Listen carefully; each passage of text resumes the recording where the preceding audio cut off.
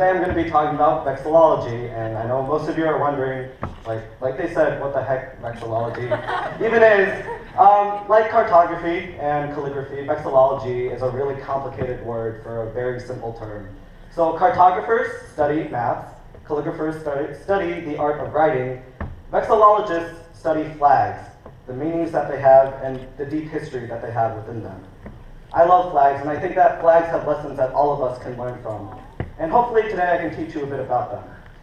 So many of you are actually already vexillologists, but you don't know it. So what I want you to do is I'm going to show you a flag, and I want you guys to just shout out whatever country or region you think it's from. Okay, so we'll start out simple. Alright, so this next one should be a little harder.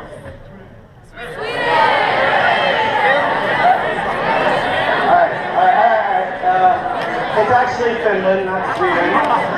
Okay, so this next one should be like the easiest. All of you should get this one. Zimbabwe! Nobody? No, alright. This is the flag of the Sultanate of Zanzibar. You know, the protectorate of the United Kingdom from the mid-1800s to the mid-1900s. As you probably noticed, flags have lots of different designs, and they're all different in their own way. There can be simple flags. Right? There can be complicated flags.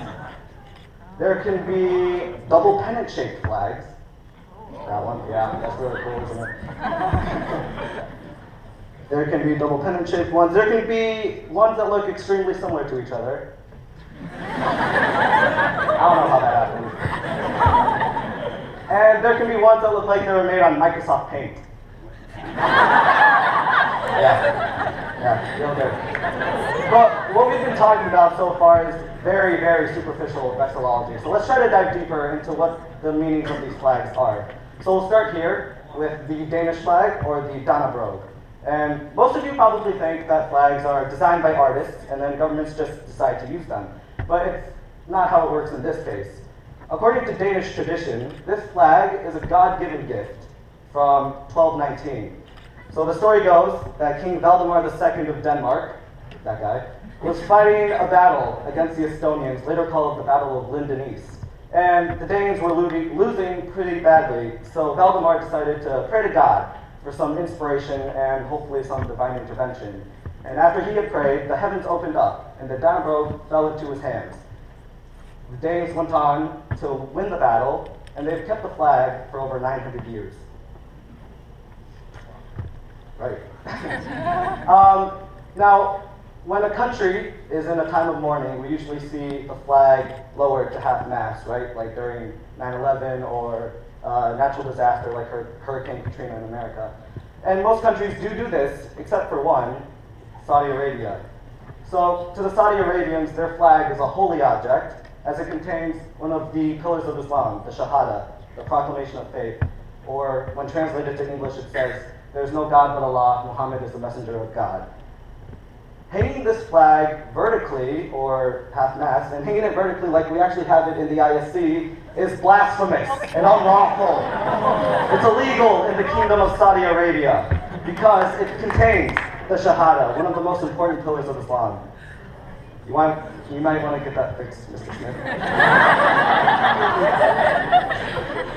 This is the Bikini Atoll.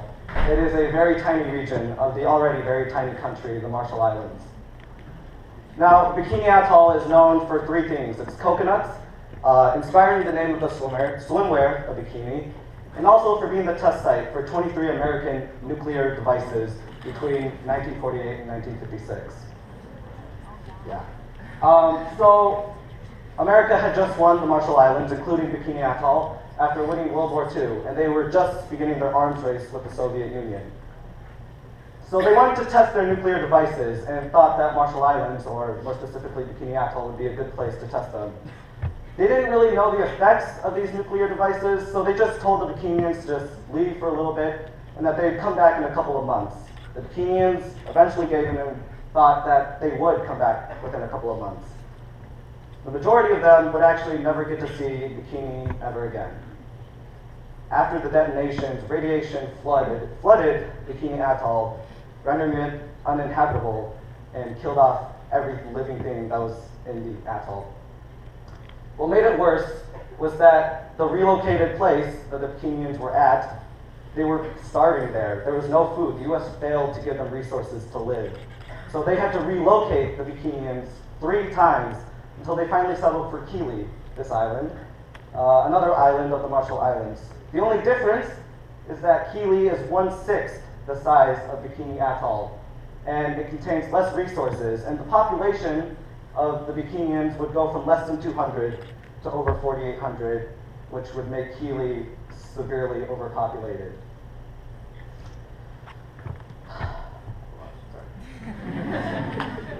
Yeah, so the majority of Bikinians now have to live on welfare, and the welfare is about $400 per family. And they live in cinder block houses to protect them from radiation. But that's not it, because Bikinians were and are still born with genetic abnormalities due to the radiation. Miscarriages and stillbirths are very high in Bikini Atoll, above the world average.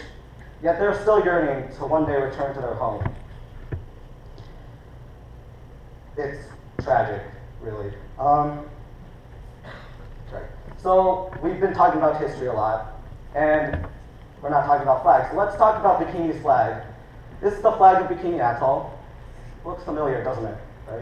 Right? It's supposed to look like the United States flag because of the belief that the Bikinians hold that America still owes a debt to the Bikinians for destroying their homeland. So you can see in the canton, the upper left corner, that instead of the 50 stars, there are 23 stars, which represent the 23 islands in the atoll. And up in the upper right corner, you see 3 stars. Those represent 3 islands that were decimated, completely obliterated by hydrogen bombs detonated by the US. And the bottom 2 stars represent where the Bikinians live now. And they're purposefully far away from everything else, not only to symbolize the physical distance between Kili and Bikini Atoll, but also to represent the difference in quality of life. As you probably remember, they're starving. There are words here on the bottom of the flag that are in Marshallese, and when translated, they say, "We will go, believing everything is in the hands of God," which is what reportedly the king of the atoll said when the US Navy asked them to evacuate and sacrifice their homeland for the nuclear testing. I told you in the beginning that flags can have special meaning and that they can teach us important lessons, and they do. They teach us about national pride, like the Danish flag. They teach us about religions and the holy objects and beliefs that these religions have. And they teach us to care for one another, as we didn't care for the Bikinians and have left them stranded on Kili, starving and wanting to return to their homeland. I'll leave you with this.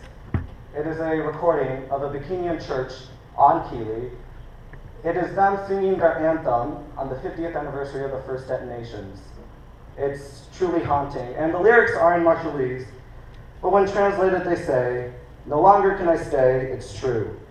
No longer can I live in peace and harmony. No longer can I rest on my sleeping mat and pillow because of my island and the life I once knew there. The thought is overwhelming, rendering me helpless and in great despair."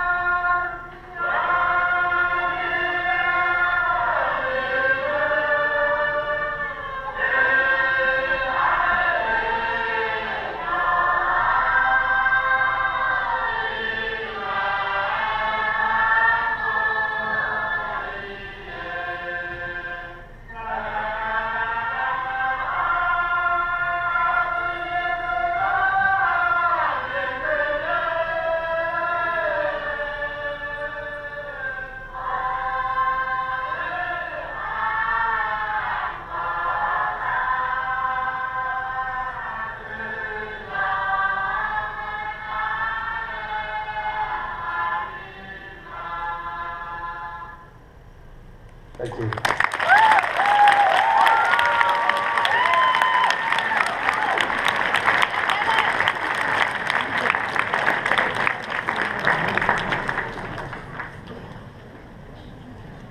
Woo.